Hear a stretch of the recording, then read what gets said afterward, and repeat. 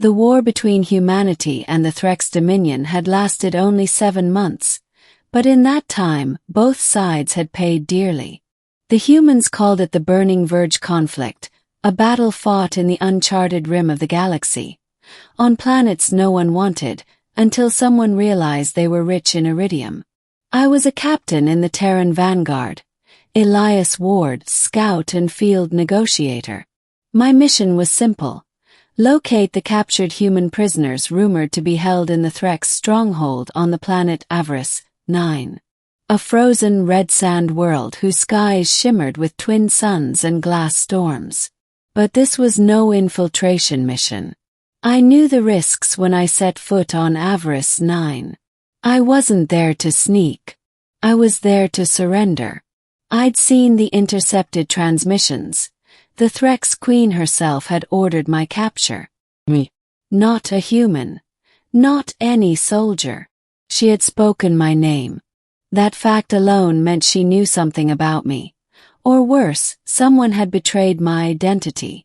As my ship descended through the storm-ridden atmosphere, I thought about what Command would say if they saw me walking willingly into enemy hands. Probably something like, "Ward, you finally lost it." But I had a reason.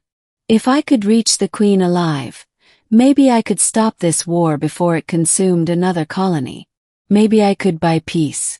Or maybe, as I suspected, she wanted something only a human could give. The landing zone was guarded by towering Threx warriors, scaled silver-skinned aliens with luminous blue veins running across their necks. Their weapons hummed with heat. When I stepped out, unarmed, one of them snarled, "Human, by decree of the Threx matriarch, you are under capture." I raised my hands. "I know. Take me to her." They looked confused. Not one human in the war had ever asked to be taken to their ruler. But I wasn't there to fight. I wanted to look the Queen in the eyes and see why she'd summoned me. Middle, the Queen and the human. The Threx palace was unlike anything I'd imagined. More grown than built. Massive spires of translucent crystal reached into the sky like frozen lightning, pulsing with a faint, breathing light. The air smelled of ozone and something faintly floral, like petrichor after rain. The guards led me through winding corridors until the doors of the throne hall opened before me with a deep, echoing tone.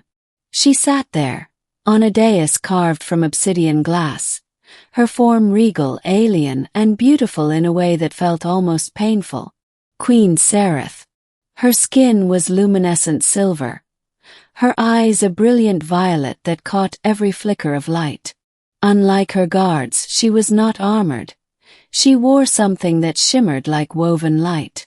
Her crown floated above her head, a halo of rotating crystal shards. "You came," she said, her voice soft yet resonant. "I did," I replied.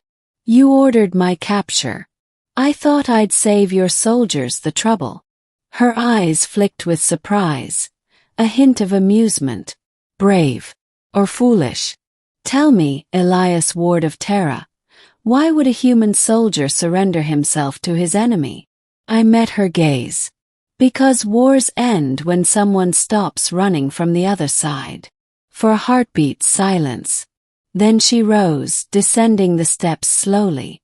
Her height nearly matched mine, and when she stopped a few feet away, I could feel the faint hum of energy in the air between us. "Do you know why I ordered you brought here?" she asked. "Can't say I do," I admitted. "Though I'd like to find out before the execution." A smile, small, sharp, touched her lips. "Execution? Well, not you, human." She turned, gesturing toward the massive viewing window behind her throne. Outside, the storm raged across the red desert like a sea of fire. "Our worlds used to be connected," she said softly. "Long ago, before either of us were born. The Threx and humans were allies, explorers. Then your people vanished from the maps of the galaxy. We thought you were extinct." I frowned. "That's impossible." We only left soul space a few hundred years ago. Her head turned sharply. For us, it has been 10,000. I stared, trying to process it. A time rift. Distorted light travel. Or something deeper. Something that tied our histories in ways humanity had forgotten. She looked at me, her gaze almost searching. When my scholars intercepted your transmissions, they found the name Elias Ward. That name appears in our oldest records. A human who once helped the Threx ascend from darkness. That couldn't be. I wasn't some myth reborn.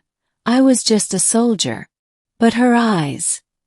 They looked at me as though I carried the weight of an ancient promise. So you think I'm him? I asked quietly. Her voice softened. I don't think, Elias. I know. The connection. That night, I wasn't thrown in a dungeon. I was given a chamber overlooking the Threx capital, a city of light veins and crystal towers. The storm had calmed, leaving a violet haze over the horizon. Serath came to me again, unguarded. I read your pulse when you entered, she said. It matches the one recorded in our relics. A human heartbeat that once resonated with our ancestors' biofields. Tell me, Elias, does your world still remember the accord? I shook my head. We barely remember our own history past the 23rd century. Whatever connection you're talking about, it's gone. She seemed saddened by that, tracing her fingers along the glass wall. The first human we met taught us empathy. He showed us mercy when we were a warring race.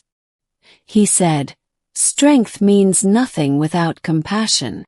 Her gaze met mine again, and I realized why she'd called for me. She didn't want a prisoner. She wanted to understand humanity again, to remember what the Threx had lost. And in some strange way I understood her too. Despite her title, there was loneliness in her. The kind only leaders know, the kind that comes from being revered but never known. Why me? I asked quietly. Why not any human soldier? Her violet eyes shimmered. Because when you surrendered, you proved the legend true.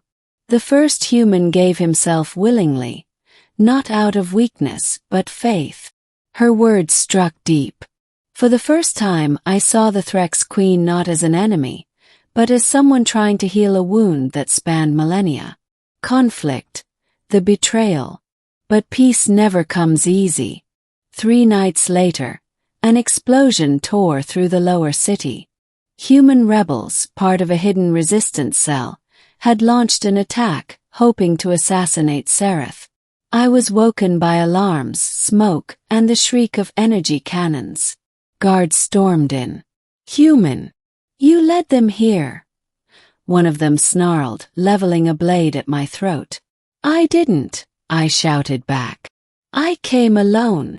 Serath appeared moments later, her eyes burning like molten light. Elias, tell me this isn't your doing. It's not, I said firmly. But if you kill me, it'll prove the rebels right. That peace was never possible. Her hand trembled around her scepter. For a long, tense moment, I thought she'd strike me down. Instead, she turned to her guards. Lower your weapons. But my queen. Now. The hall fell silent except for the distant rumble of the battle outside. She looked at me, pain written across her regal composure. If you truly mean what you said about ending this war, then help me stop your own kind. So I did. Together we descended into the lower city. Humans and Threx fighting side by side, confusion and chaos everywhere. I found the rebel leader, a man named Rourke, scarred, furious, and convinced that every alien was the enemy. You can't trust her, he shouted when I confronted him. They enslaved colonies, Elias. You think this queen is any different? She is, I said quietly. Because she's willing to listen. He raised his weapon. I raised none. When he fired, Serath moved faster than I could see, her shield absorbing the blast. The recoil sent her to her knees. That moment broke something in me. I tackled Rourke to the ground, disarming him. By dawn, the rebellion was crushed, not by slaughter but by surrender, ending the human and the queen. When the smoke cleared, Serath stood before her people, scarred and exhausted. She turned to me. "You could have fled in the chaos. Why did you stay?" I smiled faintly. "Because I told you, I came willingly." For the first time she laughed. Not the sharp, cold laughter of a monarch, but something real and warm. She stepped closer. "Then stay longer, human. Help me rebuild what your kind once began." I looked out over the city, Threx and humans tending to the wounded together. Maybe it wasn't the peace I'd imagined, but it was something. "All right," I said. "But this time we start as equals." Serath extended her hand, her violet eyes softening. "Then let it be known," she said, "that the war ended not with conquest, but with a choice." And as I took her hand, I realized that maybe the legend she believed in wasn't about me at all. It was about the idea of humanity itself, the courage to walk willingly into the unknown, not as conquerors but as hope.